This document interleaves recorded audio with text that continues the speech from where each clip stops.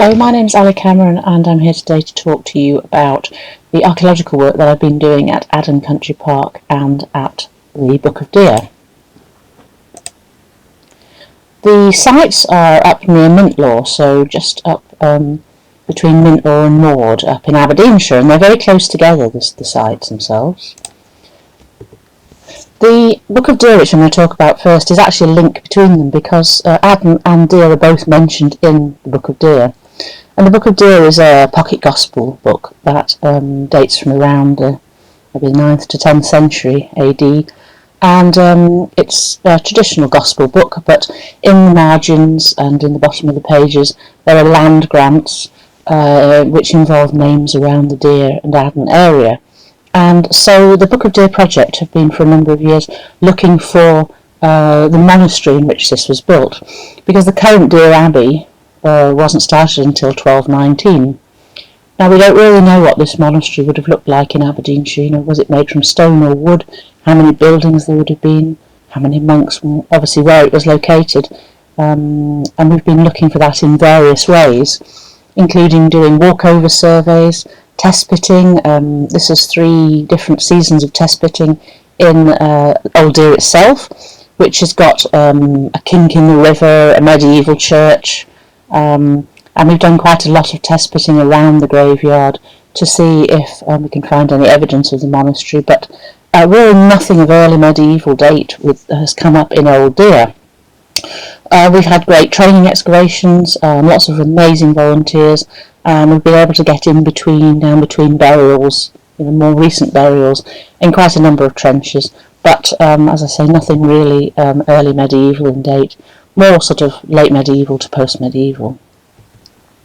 And so we decided in 2017 to look at the area around Deer Abbey. So Deer Abbey, the scheduled site started in 1219, is here, and around about it you've got gardens and parkland, and we initially got a ground penetration radar survey and resistance survey of the abbey itself with scheduled monument consent and of the fields surrounding it. And particularly interesting, the fields to the west, there's a plateau here in the field, and then it steeply drops off down to the South Ugi Water River down here. And there were several areas of interest that we thought we would have a look at. And so in 2017 and then 2018 we put in trenches and excavated a number of features. This is a really interesting stone hearth which we found in one trench, which we had dated to the late 12th to early 13th century, obviously overlapping this period of the early medieval site and the monastery. And round about this hearth, which you can see here, we had a very shallow ditch with stake holes, suggesting that there had been a sort of maybe a wattle, a very light fence around about it. And Jan Dunbar, illustrator, has done this possible reconstruction drawing of this hearth in use. And in 2018 we came back to the site, again with a lot of volunteers, young archaeologists, and lots of schools, which we're really proud to have done a lot of different school trips to the site. And we excavated again next to the hearth, so we put in a trench on this side of the hearth here, and we found this stone path, which we got radiocarbon dates for the late 11th to early 13th century, again sort of overlapping the period of the early medieval site. We filmed the dig in 2017 with the BBC, and it was available on the iPlayer, but not at the moment, and in 2018 by Fiat Films, and their film is on the Book of Deer YouTube channel if you want to go and have a look at that, and it shows you how we did the dig and all the events that happened. In another trench we found at least 6 structures, we think, within one trench, including stake hole structures, post hole structures, one here, probably another one here, and 1 or 2 structures, and a stone structure which is the latest. And we got dating for that of, so from one post hole, a date of 669 to 777 AD, stake holes here which are running along a water course, dating to the 1030 to 1155. So we've definitely got structures here that predate the Deer Abbey. and so we're now looking for funding to extend these trenches. These were mainly hand dug and small trenches, but that we think this is a very extensive settlement of an early medieval date. You can see here some of these stakeholders which appear to be in pairs along the watercourse, which is just at the edge of the trench here, and this may be something to do with fishing, or it's certainly something to do with water management of some sort.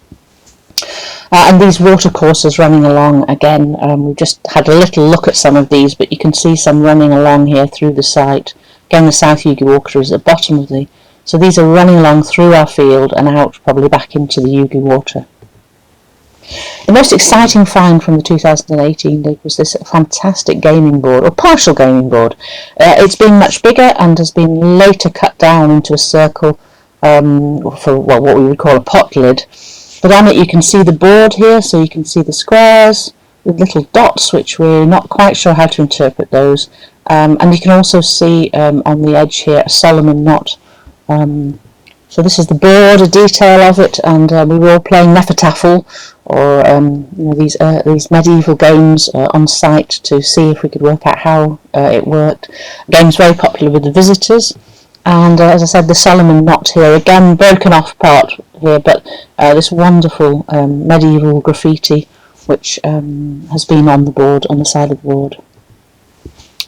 And so we're crowdfunding and looking for other funding, Heritage Lottery and various other funding at the moment, with the hope that in 2022 we'll go back and do a big strip and map.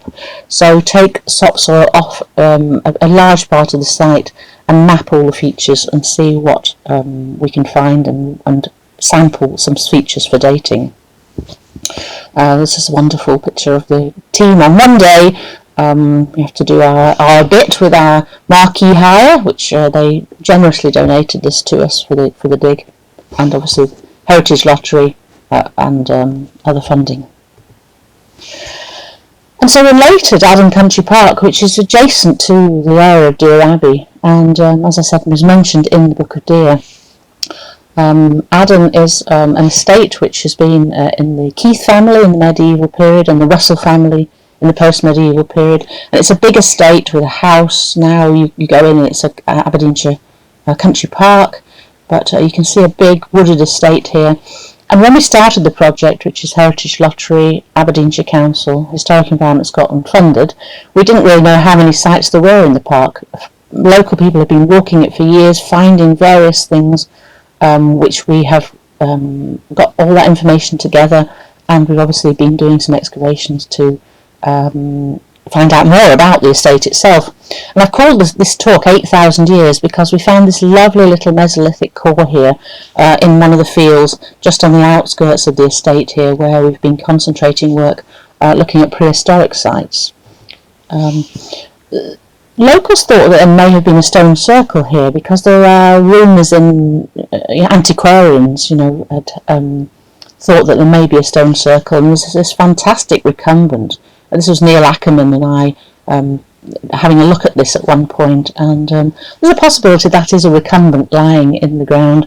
We've looked at various stones in the woods and done some little test pitting, and we've obviously done an evaluation here, but found no evidence of the stone circle. But in looking for that, we found a cut mark on a big erratic boulder, and field walking of 3 fields has produced several hundred early to late Neolithic flints.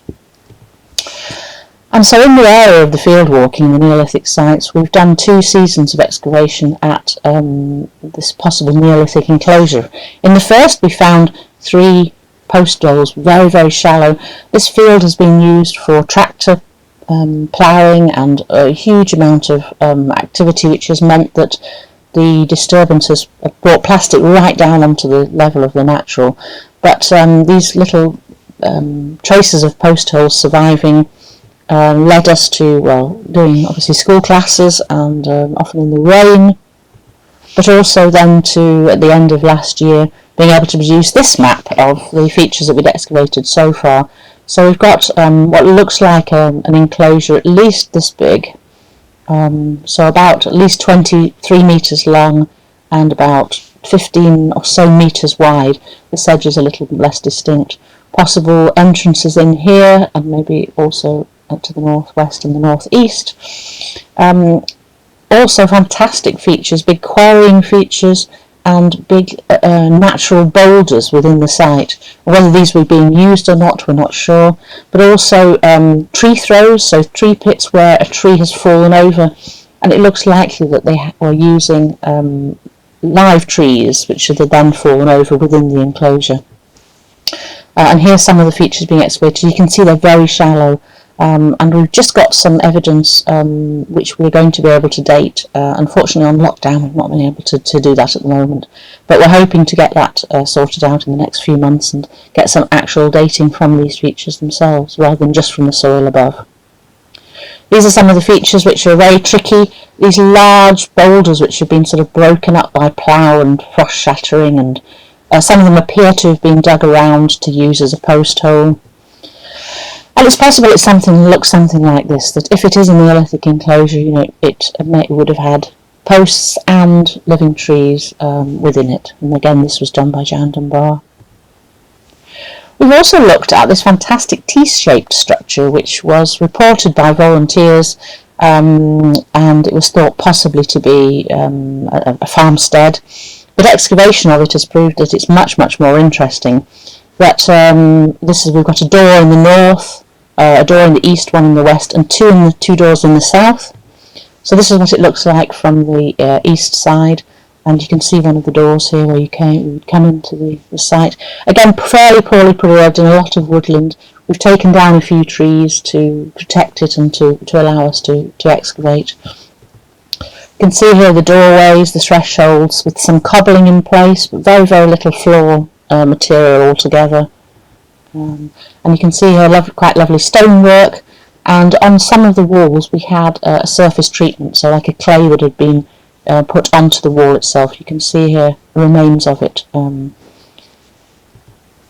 the finds from the site were mostly 17th century, so a lot of coins and a lovely little copper alloy heart-shaped brooch. Spectacles, so we had a half of a pince-nez sort of style of spectacle here with the glass, and another piece here from, you can see it being excavated here. And a lot of window glass which has been looked at by Helen Spencer, and really interesting two phases of glass, one in the late 16th to early 17th century and one in the late 17th century. And so although we don't have dating for the construction of the building, it's likely to have been around the late 16th century. We've had a lot of burnt wood from one area of the site in the north, and inside the north door, and again lots of dating evidence here, but mainly around the late 18th century, suggesting the demolition by fire around that period. There was another building as well, a rectangular building which at one end had a hearth, so more of a domestic building, we think, and at least two rooms. There's a huge tree in the middle of here which we weren't able to get to all of this structure, with a circular pit at the north end of the building. And here you can see walls being uncovered and the circular pit here half excavated. And we are trying to interpret this building. It's really difficult to know. Is it the lost fortified house of the Keith family, which is mentioned in at least 3 charters from the early 17th century? And thanks to Liz Curtis, not the archaeologist Liz Curtis, for drawing our attention to these documents. Problem is that we have no dating evidence for the structure of it. Why has it got all these doors? Why is it not on all the maps? And it's not on Pont or Roy or any of these maps. It was glazed in the late 16th century and again probably in the 17th century. And how does that relate to an Episcopalian meeting house, which is supposed to be within the area, and this building was thought to be that? The problem is there's no dating for the construction. The walls are 0.8 metres thick, but they're made of small stones, and so it suggests a single-storey building rather than a tower house, which would be 2 or 3 stories. There's no domestic pottery. We've had a couple of tiny sherds of pottery, and there's no animal bone or refuse material. There's no roofing material and virtually no floor material either. The finds suggest that it's not a domestic building. Spectacles, coins, window glass, and there's no internal partition, so that's a bit odd. That how are they supporting upper floors? So we wonder if it's a post-Reformation chapel. They tended to be built in a rectangular form with a T added onto them, but there's a possibility that that's what it is, and we're still taking advice on that. We've also been having a look at the mansion house, which is a ruin. You can see it here on the left in use, and it was built around, after 1758, and then altered, and the facade changed. So this ashlar granite put on in the 1830s. And we wanted to look at whether there's a Keith house in here. There's always a rumour that there was an earlier structure, and we've got these wonderful stones AR and EI in the current building, which is Alexander Russell. The family had owned it from the 18th century, and his second wife Eliza Innes, and a 1773 stone used here just in a doorway but upside down. And again we had resistivity carried out all around the building by Rose Geophysics, and we found some really interesting garden features here, and so what we did was we put test pits all around the building and a large trench out the front looking at the garden to see if we could find any earlier structures. So here's our trenches, and we tried to locate them at all positions where we thought we might get information about the structure of the building. And here, really interesting, on the west side of the building, we found an earlier structure at a slightly different alignment underneath. And we wonder if this might be either an earlier Keith house or the first phase of the Russell house from the mid-18th century. Unfortunately, because of various things, we couldn't really get down to it and to look at it, because it's actually under the standing building. But we know that there is now something earlier there, so we're going to leave it. One of the really fascinating things was this fantastic drain, which was 1 metre deep and about 30 to 40 centimetres wide. And the students and volunteers were fascinated by this. We were able to take one of the stones up with a little machine, so allow us to look down it. And so this is a picture actually taken by Aberdeenshire Council. Jamie Cutts came and took some lovely photos for us. We did put drain rods down it as well to see if we could see where it goes, because the estate wanted to know if it was still in use and for their information. But completely dry and led right down from the house. There'd been laundries in the estate, and led down from there down to the river. And we found a huge number of finds, including this lovely Garnkirk fire clay piece, which we think was either the base for an urn for the garden, or this is from a picture from when the council took over Aden House, and this shows fire clay objects which have been recovered, we think, from the roof. You can see the parapet along the roof. And so it may be that was part of the, but it was part of the late 19th century structure of the house or garden. And as I said, we found some garden features, including this fantastic concrete base for the fountain, which would have been in the centre of this formal garden. This is the first edition Ordnance Survey, and so really interesting things to look at. We've also been looking in the woods at Aden, and on this orienteering map from the 1980s, there are these intriguing little circles which appear all over the estate, and we have had a look at them in one area of the woods to the north of the park, and we did a plane table survey, so you could see lumps and bumps, but we didn't think it was going to be anything like this. And when we finished the plane table survey, several weeks of work with a lot of volunteers and training, we found this amazing trench system. So you can see, we think this is the earliest oval set of trenches, including some circular trenches and also Z-shaped trenches here. And we excavated some of them, so you can see this very early oval consisted of 2 ditches on the outside, and then the material piled up to create a higher bank. And this is it here, taken by a very tall person on a tripod looking down on the site. But you can see the cut there through the bank. And associated finds with that were very few, but lots of fly buttons and a few little bits and pieces of bottle and this little shaving cream. And I think those were military trenches, which were used probably in the late 19th and early 20th century for training local soldiers and people going off to war. One of the things that this project, both the projects, is very, very keen on is education. We've had hundreds of school classes out from the local academies, Mintlaw, Peterhead, and from the Ellen catchment area, and primaries feed us to all of those schools. And so we've done some great classes with them. They dig, they plan, they do paperwork, and we had very, very successful and really enjoyed. And one thing I want to say thank you to all the volunteers who've taken part in all of these projects. Fantastic, hard-working volunteers, for which we could not do these projects. Thank you very much.